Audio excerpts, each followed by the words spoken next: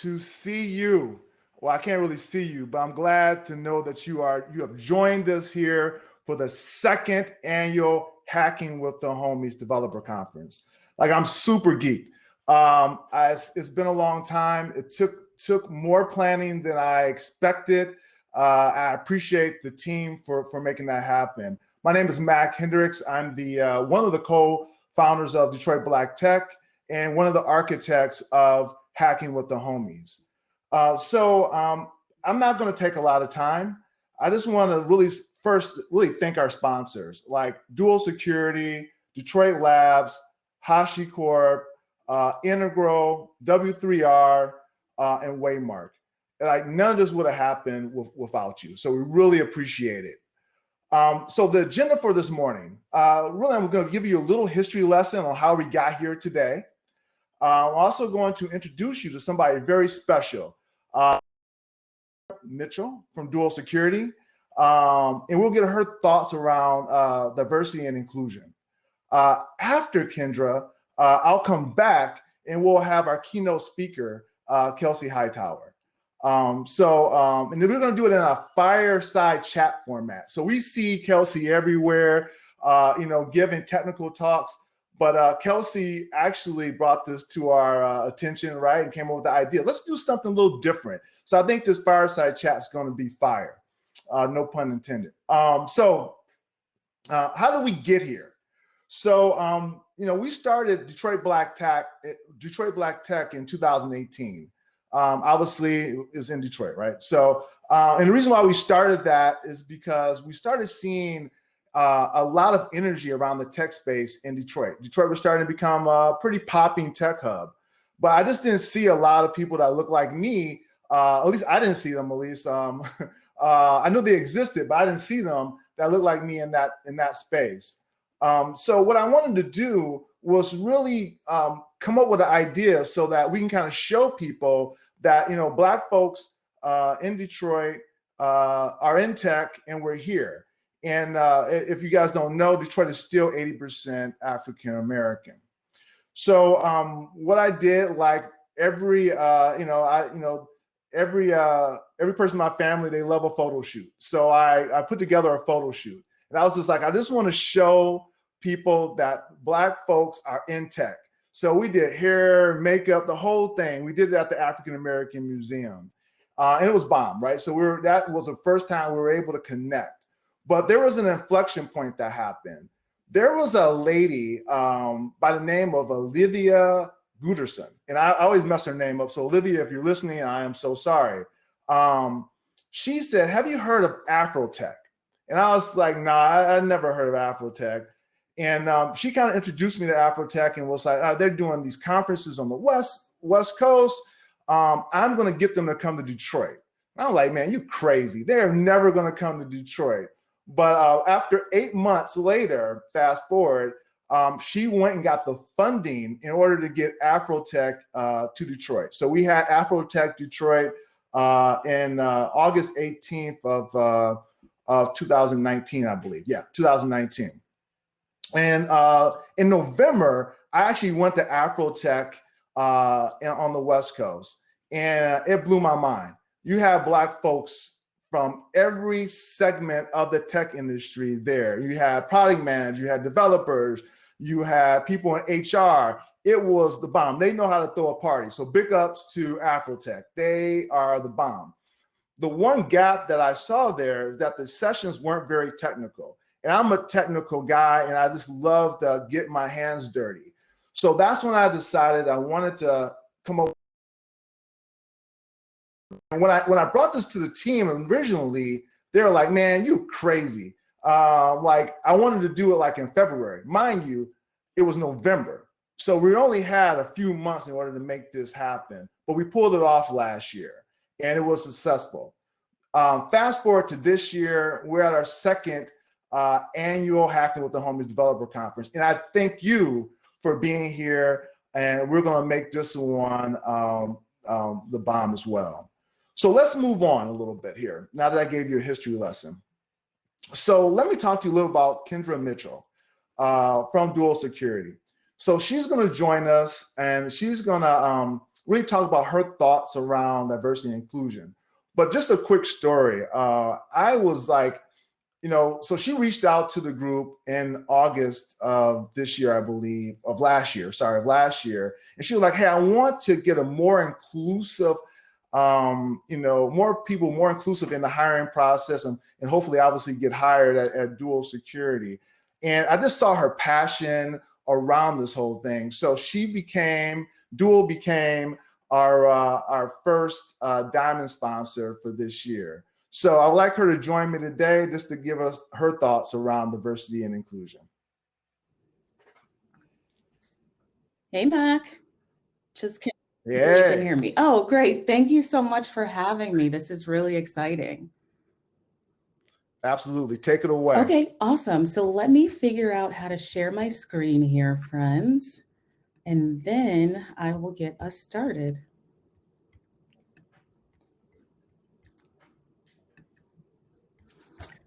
Okay, Matt, can you let me know if you can see my screen? I cannot see it yet, but then let me see. I don't see it. Oh, sorry. You know what I did? Messed up here. Sorry, everyone. This is new technology. Oh, it's all good. You with family. It's all good.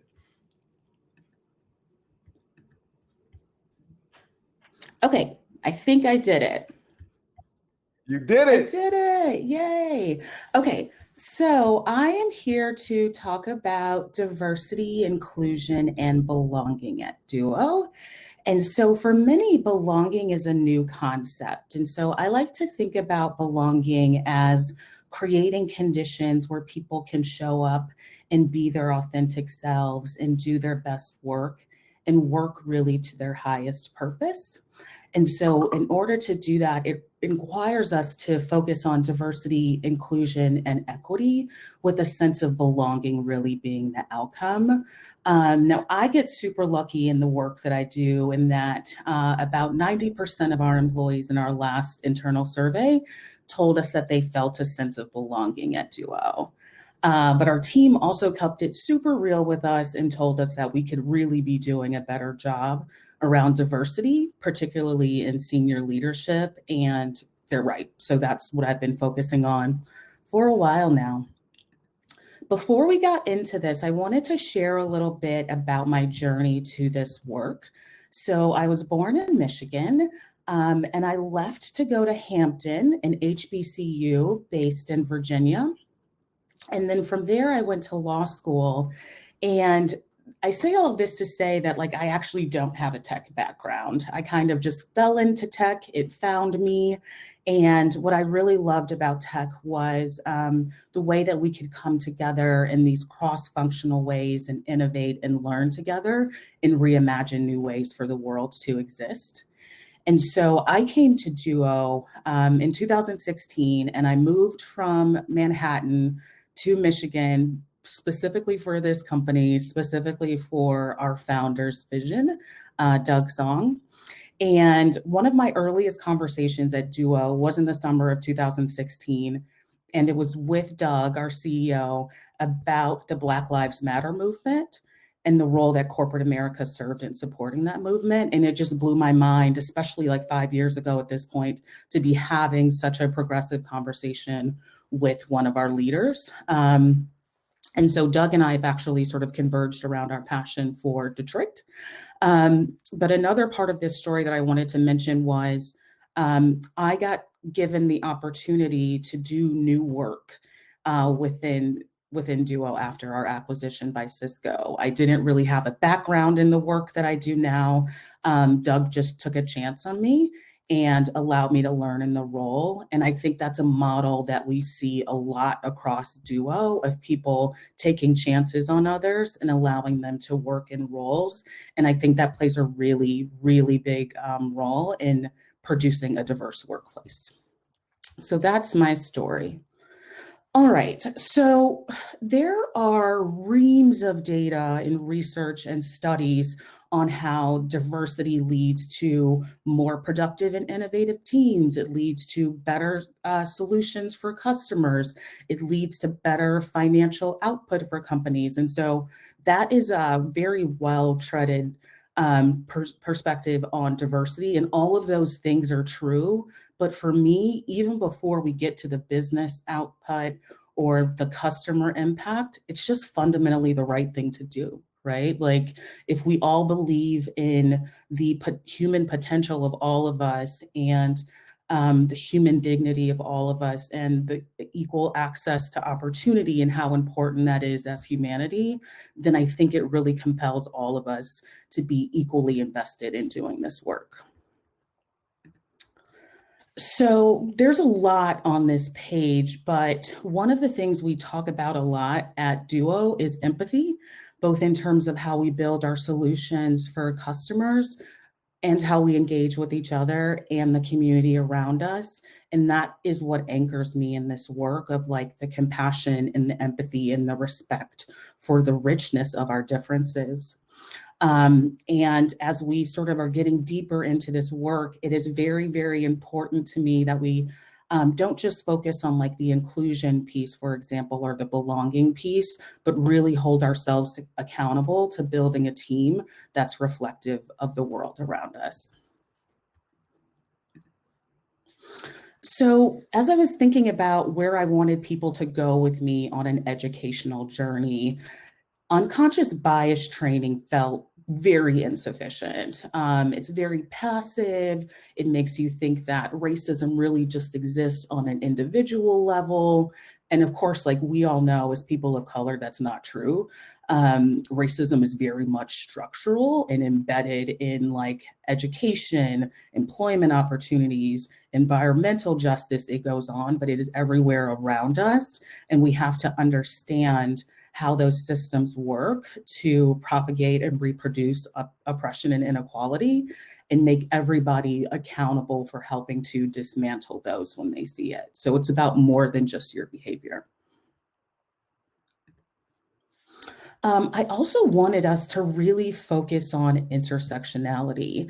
And the reason why this was important to me was because when we see a lot of diversity work, we see it often benefit primarily white, able-bodied, cisgender women, right? Like those are the primary beneficiaries of affirmative action historically. And so I wanted us to really focus on the multiplicity of identities that exists within our culture and by extension within our business, and the way that those different identities could interact with one another and reproduce and worsen, honestly, people's experiences with bias or discrimination in the workplace.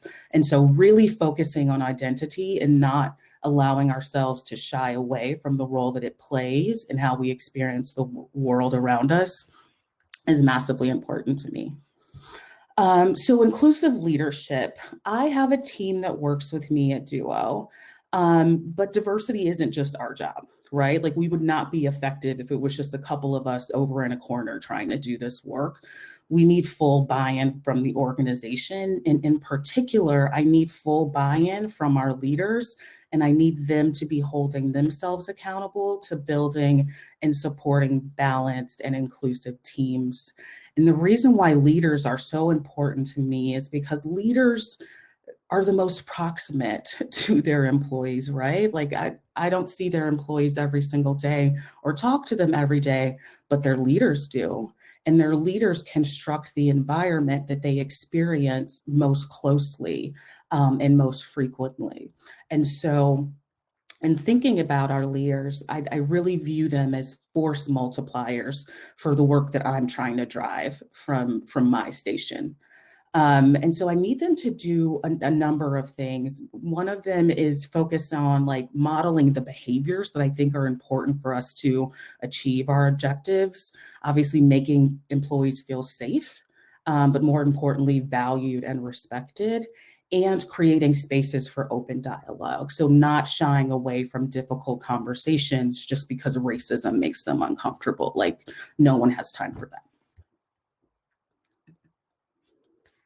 And so the key outcome that I'm really trying to drive towards is equitable opportunities and balanced teams. And so part of the reason why I like to think of like the team as the the focus area is that it becomes much more manageable for a hiring manager to say, I'm looking at my team of 5 people. I see that we don't have any women. I see that we don't have any people of color. The next time I open a rec, I will intentionally work with my recruiter to try to build balance into my team. And so if we have leaders all across the business doing that, it enables you to drive quicker change than if I just focused on it up at my level. And so I have to give the hiring managers the tools that they need to do this, because people come to us in various phases of their journey. And so we've really sort of focused on giving our hiring managers the tools and support they need to support their leaders through equitable, inclusive processes and organizational norms. And I want them to be attuned to how folks' backgrounds, going back to the conversation on intersectionality, really impacts the way that they experience this world and the different needs and challenges that may create.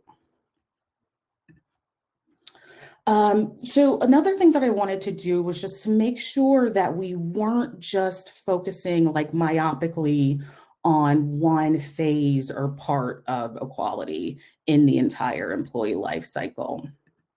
So obviously hiring matters. Like I have to get people in the business if I really want to focus on diversifying my workforce more than it is today. And there's a number of things that we could all be doing along this journey, right? So unbiased job descriptions is something we've been focusing on, moving towards a competency-based model. We have training for our interviewers, both as hiring managers and folks who are on the panel. We try to focus on building diverse interview panels because that's been shown to lead to more diverse hiring outcomes. And then obviously I'm aiming towards an equitable employee experience for everyone. I also didn't want to fall into this trap of really focusing on diversity around the entry level. I love providing that opportunity, and so I won't turn that down, and that very much connects to our internship program, where we are consistently driving better rates of diversity every year. And I would say that's actually the part of our business where our team as interns really does truly reflect the world around us.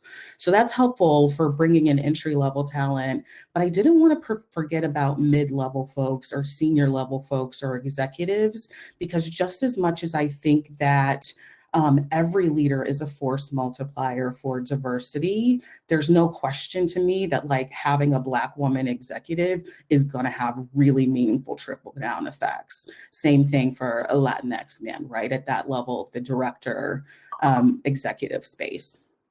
And so that's something that's really important to me too. That being said, there are no easy solutions. So last quarter, I wrote to my team that we are going to be on this journey for the rest of our existence as a team. And we will have some small and easy wins, and we will have challenges along the way, but we cannot give up when the going gets hard, or when we're not seeing the outcomes that we want. Like, I'm not going to let us be quitters in this space. So what were my goals this year? Going back to what I was just saying about how important leadership is and how much representation really, truly does matter and helps to drive greater levels of diversity, I'm focusing on increasing representation of women and women of color in senior leadership roles. I would say the same thing is true there for underrepresented minorities. I am making sure that we are focusing in on promotion parity for my Latinx and Black employees, because I don't want to bring folks into the business and then see them having inequitable employment outcomes. It's unacceptable.